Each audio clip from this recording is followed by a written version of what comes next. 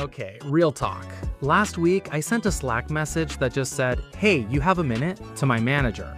I thought I was being polite. Oh no, the "hey, you have a minute" message is universally panic-inducing.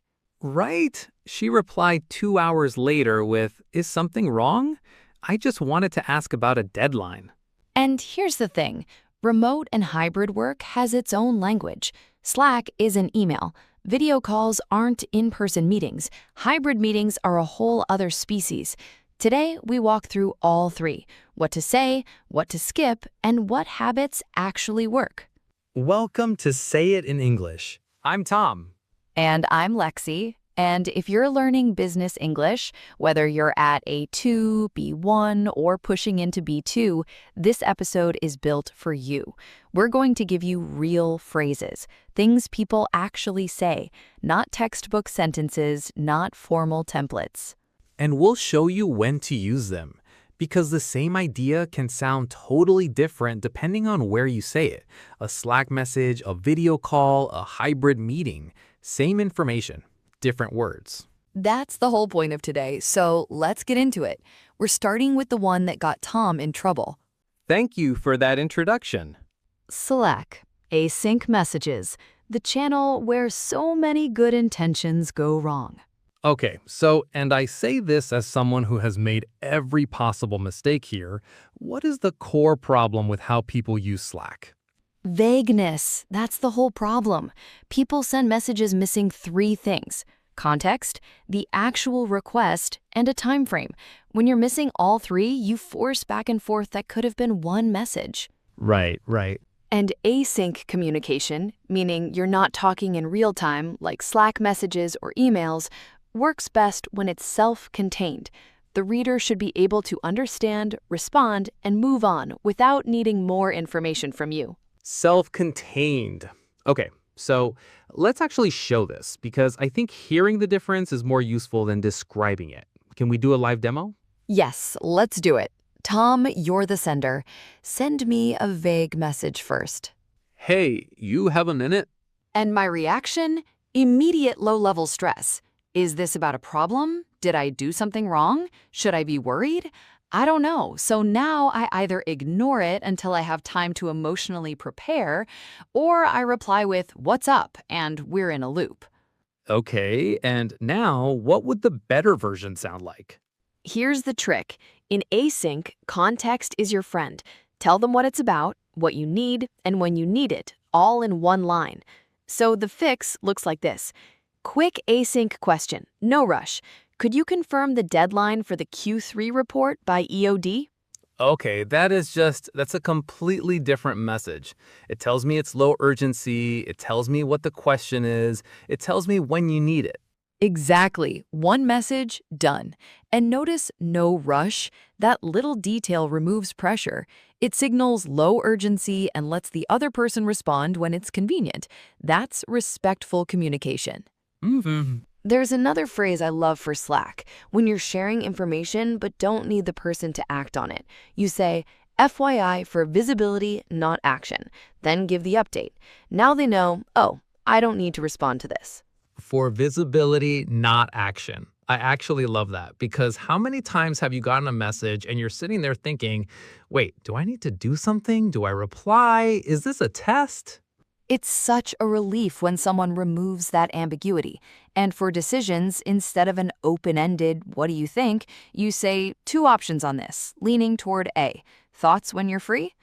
You show your thinking and make it easy for them to just say, agreed, or go with B. That one requires a bit of confidence though, right? Like you're actually putting your opinion out there. It does, but that kind of confidence is valued in most workplaces. Coming to someone with a suggested direction shows initiative. It's not pushy. It's saying, I've already thought about this. Here's where I land. I'm open to your input. That's professional. Okay, so for Slack, front load your context, name what you need, and give a time frame. 3 phrases. Quick async question, no rush, could you confirm X by EOD? FYI for visibility, not action. And 2 options on this, leaning toward A, thoughts when you're free. Perfect. And notice something? Those phrases don't sound robotic. They sound like a real, thoughtful person. That's the level we're going for. Okay, let's move to video calls. Different animal entirely. Different animal. Yeah. What's the main failure mode here? Because I feel like there are several. There are, but the biggest ones are talking over people, not using names, and that painful silence when nobody knows whose turn it is to speak. Oh, that silence is the worst. It really is, and a lot of this comes from video calls missing the physical cues of in-person conversations. In real life, you can lean forward, make eye contact, raise your hand slightly. On a video call, all of that is gone, so you have to use words to do the work instead. Right. Okay, so I'm going to demonstrate the mistake. Apparently, that's my role this episode. I was in a meeting last week. Someone asks, "So what does everyone think?" And I just start talking over two other people who also started talking. Classic! And what happens then? Either you all stop at once and there's another awkward silence, or one person steamrolls and the others feel unheard. Neither is great. Right. So what's the fix? Two things. First, use names. Direct someone into the conversation. Instead of, "What does everyone think?" try, "Maria, want to bring you in on this?" That's specific. It signals turn-taking, and it makes Maria feel included rather than just called on. Wait, hold on, but what if I'm shy on video calls? Like, I don't want to interrupt someone just to use their name, and that feels almost rude to me. This is such a common feeling. Here's the reframe. Using someone's name on a video call is not an interruption. It's an invitation. You're opening the door for them, not talking over them. It signals, "I want to hear from you." That's respectful, not rude. Okay, that actually completely changes how I think about it. Good. The second thing is the handoff. When you're done speaking, say it. Don't just trail off. You say, "That's all from me. Back to you, Lexi," or "Back to you, whoever the facilitator is." It closes your turn cleanly and passes the baton. Okay, let me try that. So my point is that the Q3 timeline needs an extra week because of the client delays. We've accounted for it in the revised schedule. That's all from me. Back to you, Lexi. Perfect. See how that lands? It's clean, no guessing, no awkward silence. And the phrase "quick add to what Tom just said," brilliant for when you want to add something without hijacking the conversation. You're acknowledging the previous speaker and signaling your comment is brief. These phrases seem small, but together they make meetings feel organized. They make you sound prepared, and they make other people feel seen, which is really the goal. Okay. Video calls use names to invite people in. Use quick add to what X just said to contribute without derailing. And always hand off when you're done. And I'm noticing a pattern. In Slack, we were managing the absence of real-time response. In video calls, we're managing the absence of physical cues. Yes, each channel has a gap, something it can't do that face-to-face conversation does naturally. The phrases we're talking about fill those gaps with words. Different channel, different gap, different phrases. And that brings us to the third one, hybrid meetings. Hybrid, which is... Okay, hybrid meetings are when some people are physically in a room together and some people are joining on a screen, right? Exactly. And hybrid meetings are genuinely the hardest format to get right. You have two completely different experiences at once. The people in the room have body language, side conversations, whiteboard sketches. The people online have a single camera angle and audio that cuts in and out. Right. And I'll be honest, I've been in hybrid meetings where the remote people basically just watch the in-room people have a conversation for an hour and never got to say anything. That's the classic trap.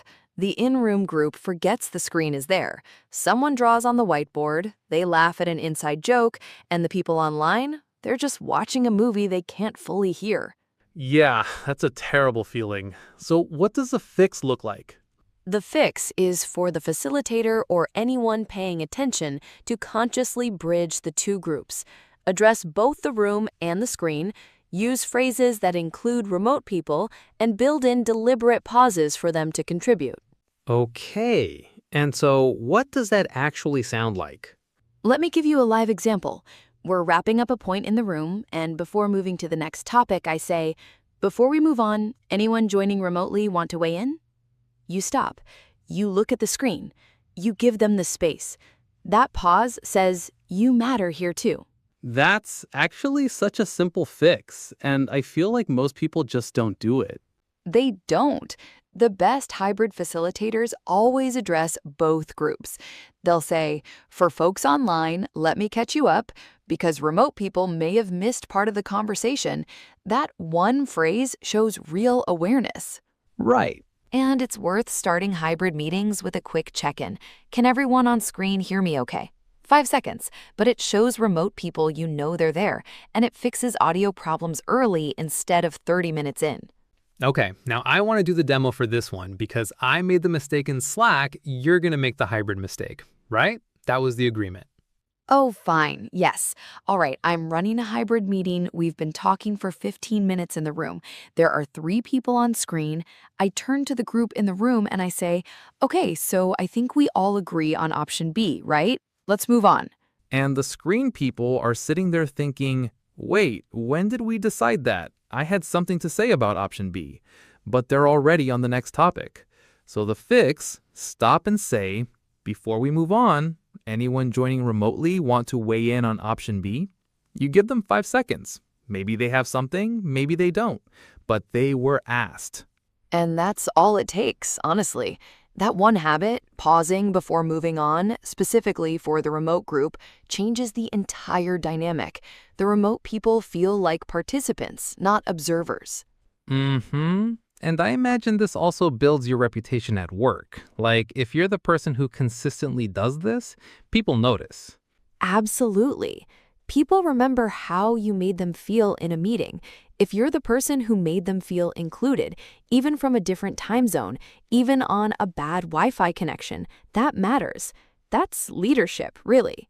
Okay, so we've covered all 3 channels. And here's what strikes me. It's not about speaking more or using bigger vocabulary. It's just about choosing the right phrase for the right moment. That's it exactly. The right words for the right channel.